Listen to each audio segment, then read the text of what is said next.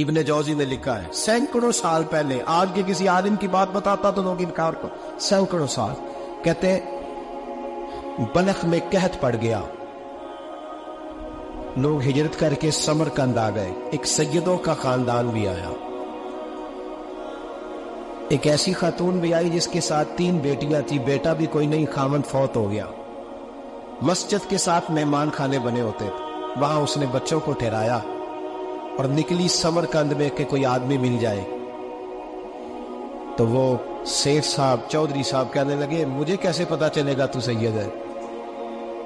مجھے بتاؤ، کسی کو چوک میں کھڑا کر کے کہا جائے بتاؤ تو کون ہوتا ہے، اس شخص کا کیا اشر ہوتا ہے، کیا حال ہوتا ہے، کہا کیسے پتا چلے گا؟ تو سید زادی نے اپنا پلو کھولا اور اپنے آنسو 2 آنکھوں سے صاف کیے تو کہنے لگی اللہ تیرا بھلا کرے، میں ثابت نہیں کر سکتی کہ میں حضور کا خاندان، میرے پاس کوئی دلیل نہیں، میں نہیں بتا سکتی، چل ٹھیک ہے، چلی گئی۔ کسی نے بتایا کہ یہاں ایک یہودی بھی رہتا ہے، وہ بڑا سخی ہے، یا آتش پرست ہے یا پارسی ہے کافر غیر، سخی بڑا ہے، اس کے پاس گئی، بیٹھی رہی، لوگ بیٹھے تھے، جب چلے گئے تو قریب گئی، کہنے لگی مجبور ہوں، پریشان ہوں، غریب نہیں ہوں، کہنے لگا بی بی تجھے کبھی دیکھا نہیں، سمرقند کی اتنی آبادی نہیں، میں سارے شہر، تو کون ہے؟ تو کہنے لگی تعارف نہ ہی پوچھے تو اچھا ہے، اس نے کہا چلو اگر پتہ چل جائے تو،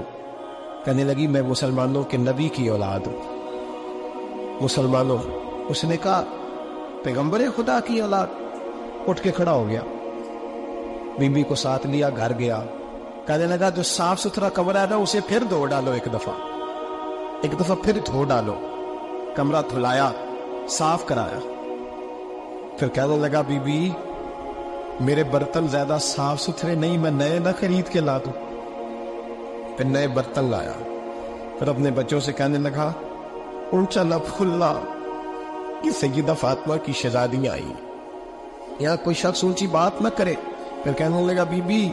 جو میرا بالکل طیب اور حلال رزق ہے نا یہ اس میں سے لنگر ہے، لیکن چونکہ میں غیر مسلم ہوں مجھے سلیقے نہیں آتے، جیسا تیسا بھی ہو نا اسے قبول کر لینا۔ خاتون کو کہنے لگا یہ گھر ہے،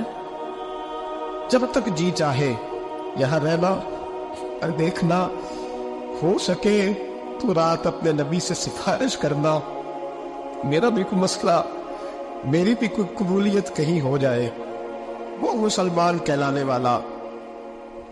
رات کو سویا، کہتے جنت سجی ہوئی ہے، لوگ جنت میں جا رہے ہیں، لائنوں